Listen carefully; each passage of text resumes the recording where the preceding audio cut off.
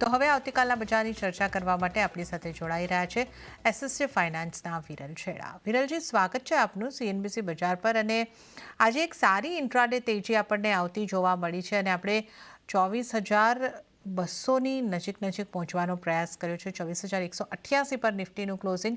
આ ક્લોઝિંગને તમે કઈ રીતે જુઓ છો અને આગળ હવે નિફ્ટી ઉપર કઈ રીતની સ્ટ્રેટેજી અપનાવવાની સલાહ આપશો? જોઈએ તો છેલ્લા 6 થી 8 સેશન આપણે જોઈ શક્યા હતા કે એક રેન્જમાં ટ્રેડ કરી રહ્યો હતો. ઉપરની બાજુ જોઈએ તો 23,940 અને નીચેમાં 23,450 રેન્જમાં ટ્રેડ કર્યો અને આજે આપણે જોઈ શકીએ કે સારું એવું આપણને બ્રેકઆઉટ મળ્યો છે. ઓલમોસ્ટ 450 પોઈન્ટ જેટલો આપણે નિફ્ટીમાં અપસાઇડ મુવમેન્ટ જોયું હતું. સાથે એની જો બધી એવરેજીસ હતી 20 ડીએમએ કહીએ કે 50 ડીએમએ કે 200 ડીએમએ બધાને એના બ્રેક કર્યું છે અને એના ઉપર અત્યારે ક્લોઝિંગ આપી છે. વોલ્યુમ્સ પણ સારા એવા થઈ રહ્યા છે ફ્રન્ટલાઇન સ્ટોક્સમાં. તો લાગી રહ્યું છે અહીંયાથી અપસાઇડ રેલી હજી કન્ટિન્યુ કરી શકે છે અને ઉપરમાં આપણને ફરીથી 24,500 થી 24,800 ના લેવલ જોવા મળી શકશે. નીચેની બાજુ વાત કરીએ તો 23,900 આ એક ક્રુશિયલ સપોર્ટ બની રહ્યો છે અત્યાર માટે. અગર એ બ્રેક નથી કરતો તો અહીંયાથી અપસાઇડ મુવમેન્ટ આપણને જોવા મળી શકે છે. અગર બ્રેક કરે છે તો ફરીથી નીચેમાં આપણને 23,500 ના આસપાસના લેવલ્સ પણ જોવા મળી શકશે. હાલ ઘડી મને લાગે છે કે નેક્સ્ટ વીક માટે અહીંયાથી થોડી સાઇડવેઝથી અપસાઇડ મુવમેન્ટ આપણને જોવા મળી શકે છે. તો આ લેવલ્સ પર આપણે બાય કરીને ચાલી શકે છે.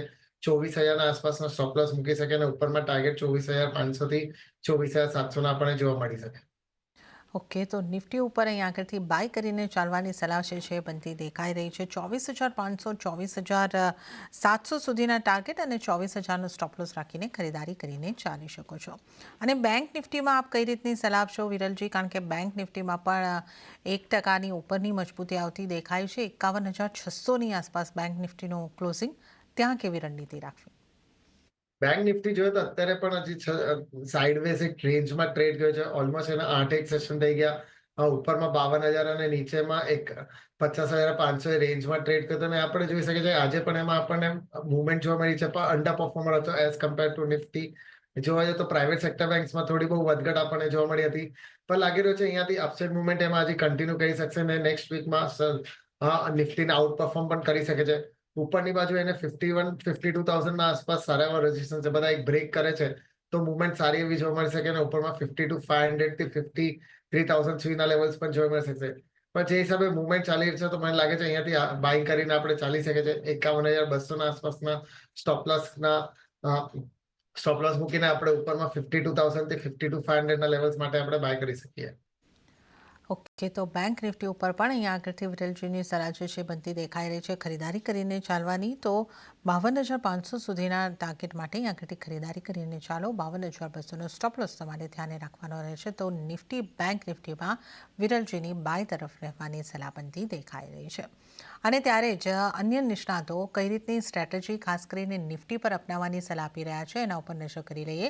તો kushkodasara.comના કુશ કોડાસરાની સલાહ ઉપર નજર કરીએ તો એમણે નિફ્ટીને ખરીદીને ચાલવાની સલાહ આપી છે. ટાર્ગેટ તેઓ જોઈ રહ્યા છે 24,400નો અને સ્ટોપ લોસ 24,035નો રાખવાની સલાહ અહીંયા આગળ કુશી તરફથી મળતી દેખાઈ રહી છે.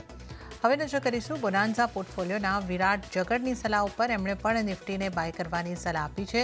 24,200ની ઉપરથી બાય કરવાની સલાહ છે. ટાર્ગેટ તેઓ જોઈ રહ્યા છે 24,500નો અને સ્ટોપ લોસ 24,050નો રાખવાની સલાહ વિરાટ જગડ તરફથી મળતી દેખાઈ રહી છે. તો આજે આપણા બધા નિષ્ણાતો નિફ્ટી પર ખરીદારીનો વ્યૂ રાખીને ચાલી રહ્યા છે. ત્યારે હવે